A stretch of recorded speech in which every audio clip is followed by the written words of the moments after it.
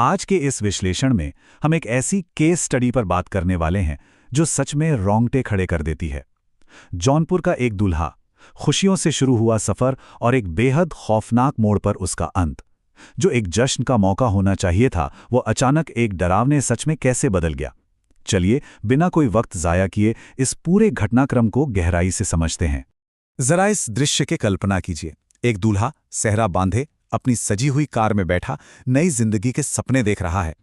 सब कुछ एकदम परफेक्ट लग रहा है, लेकिन तभी अचानक अंधेरे को चीरती हुई 3 तेज गोलियों की आवाज आती है और बस एक ही पल में सारे सपने हमेशा के लिए चकनाचूर हो गए। खंड 1, खौफनाक वारदात, आजाद बिंद की कहानी। मामला कितनी तेजी से बिगड़ा उसे इस टाइमलाइन से समझते हैं। बात है यूपी के जौनपुर की। आजाद बिंद नाम का दूल्हा शाम को सराय ख्वाजा से अपनी बारात लेकर निकलता है। मंजिल थी बीबीपुर गांव, जो वहां से मुश्किल से 10 किलोमीटर दूर था। सब कुछ एकदम नॉर्मल था, लेकिन मनिच्छा बादशाही मार्ग पर सिर्फ 5 किलोमीटर का फासला तय करते ही घात लगाकर किया गया एक हमला पूरी तस्वीर को खौफनाक बना देता है। रात का घुप अंधेरा था। अचानक एक बाइक कार के ठीक सामने आती है। उस पर बैठे नकाबपोश हमलावर एकदम जोर से ब्रेक लगाते हैं और इससे पहले कि कार के अंदर कोई कुछ भी समझ पाता, बिल्कुल करीब से फायरिंग शुरू हो जाती है। मतलब ये कोई आम लूटपाट का तरीका तो बिल्कुल नहीं था। और यहां सबसे ध्यान देने वाली बात है ये नंबर 3। सिर्फ 3 गोलियां चली, कोई अंधाधुंध फायरिंग नहीं हुई। ये एक बेहद क्रूर और एकदम सधी हुई हत्या थी। हमलावरों को पक्का पता था कि उनका टारगेट कौन है। उन्होंने बिना कोई समय गंवाए सीधा दूल्हे यानी आजाद को निशाना बनाया, जो साफ दिखाता है कि इसके पीछे एक बहुत ही सोची समझी साजिश थी। कार के अंदर का वो खून से लथपथ नजारा सोचिए, बहुत ही डरावना था।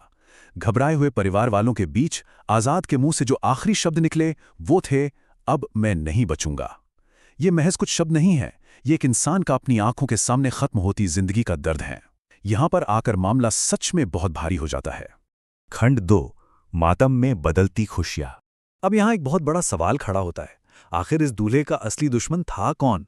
शादी वाले दिन जब इंसान अपनी नई जिंदगी शुरू करने जा रहा हो, तब कोई इतनी बेरहमी से और इतनी सटीकता से जान क्यों लेगा? और यही सवाल इस पूरी इन्वेस्टिगेशन का सबसे बड़ा सस्पेंस बन गया। शुरुआती जांच में पुलिस के सामने कई थ्योरीज आईं। क्या ये कोई पुरानी अनसुलझी दुश्मनी थी, या हाईवे पर लूटपाट की कोई कोशिश जो बिगड़ गई, या फिर किसी लोकल गैंग का काम? ये सारी पॉसिबिलिटीज थीं, लेकिन असली कातिल अभी भी पर्दे के पीछे था। पुलिस भी पूरी तरह से उलझी हुई थी। खंड 3, कातिल कौन, जांच का अगला चरण। खंड 4, चौंकाने वाला सच।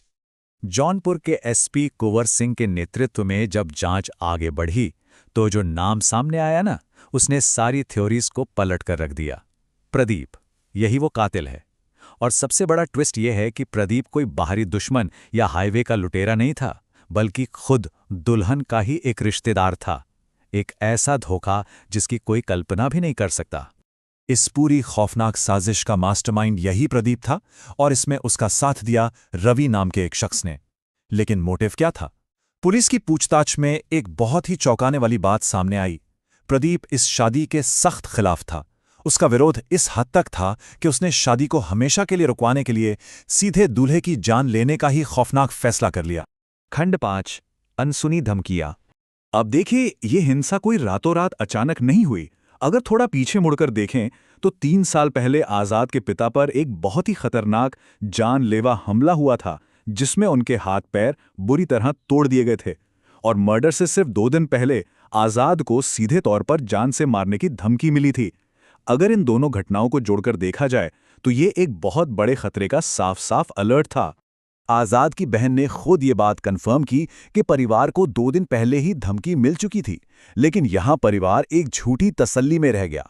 उन्हें लगा कि बारात में इतनी भीड़ भाड़ होगी तो भला कौन हमला करेगा।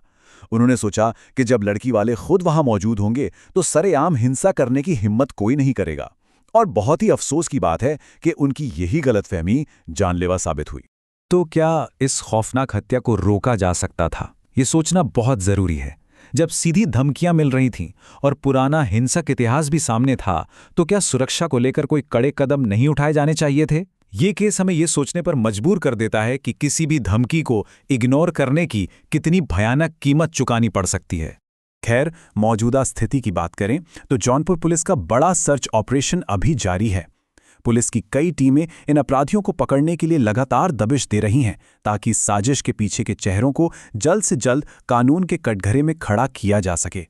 आखिर में ये पूरा विश्लेषण हमें एक बहुत ही गहरे सवाल के साथ छोड़ जाता है।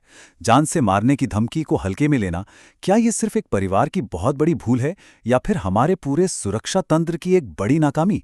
इस पर हम सबको जरूर सोचना चाहिए।